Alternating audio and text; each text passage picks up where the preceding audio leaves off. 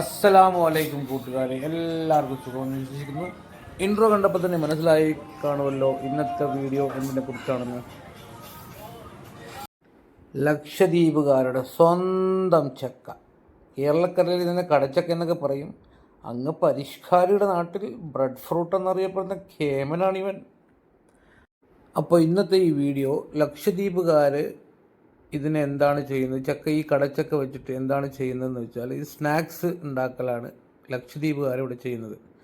ഇത് ഒരു വീട്ടിൽ ഇതിൻ്റെ വിളവെടുത്ത് കഴിഞ്ഞാൽ ആ വീട്ടിലെ അംഗങ്ങളെല്ലാവരും കൂടിയിരുന്ന് കഥയും പറഞ്ഞ് ഇതിനെ ആദ്യം തൊലി ചെത്തിക്കളയും. എന്നിട്ട് ഇത് ഈ രീതിയിൽ കട്ട് ചെയ്തെടുക്കും.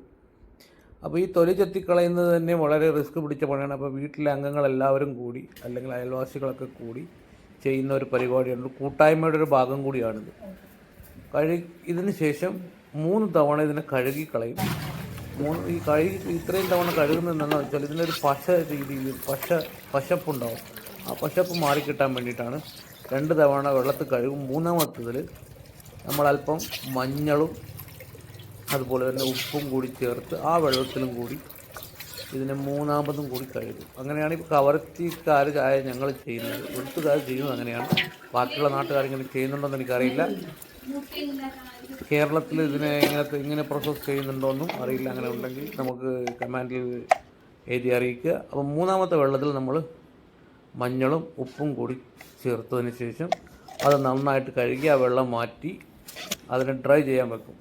അതിന് ശേഷം വീണ്ടും ഒരു ചെറിയ ടെക്സ്ചർ കൊടുക്കാൻ വേണ്ടിയിട്ട് മഞ്ഞൾ അരച്ചതും ഉപ്പും മഞ്ഞളും കൂടി അരച്ച ഒരു പേസ്റ്റ് രൂപത്തിലുള്ള ചെറിയ രീതിയിൽ അതിനെ ഒന്നുകൂടി ഇതിനെ മാരിനേറ്റ് ചെയ്ത് വെക്കും, ചെറുതായിട്ടൊരു മാരിനേറ്റ്.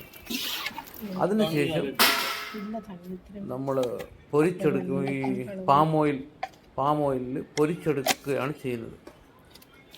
കവർത്തിയിൽ ഇതിനെ പറയുന്നത് ചക്ക പൊരിച്ചതെന്നാണ്. ചക്ക പൊരിച്ചത് എൻ്റെ വീട്ടിൽ ചക്ക പൊരിക്കാറുണ്ട്. പിന്നെ ചക്കയും കൊണ്ട് ഹലുവ ഉണ്ടാക്കാറുണ്ട്. അതുപോലെ തന്നെ നമ്മുടെ ഈ ചക്ക പിരകിയതെന്ന് പറയുന്ന ഒരു സംഭവം കൂടി ഉണ്ടാക്കുന്നുണ്ട്. ഇത് ചോറിൻ്റെ കൂടെയൊക്കെ കഴിക്കാൻ പറ്റുന്ന ഒരു സംഭവം കൂടി ഉണ്ടാക്കാറുണ്ട്.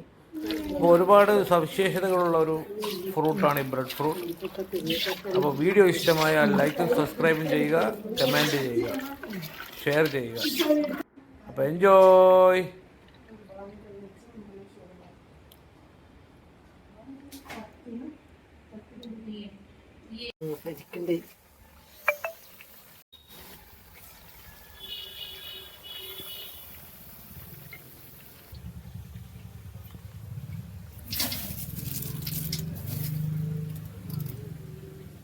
ఇప్పుడు చెక్క చూస్తే ఓవర్ నాకు కొలెస్ట్రాల్ రాసారు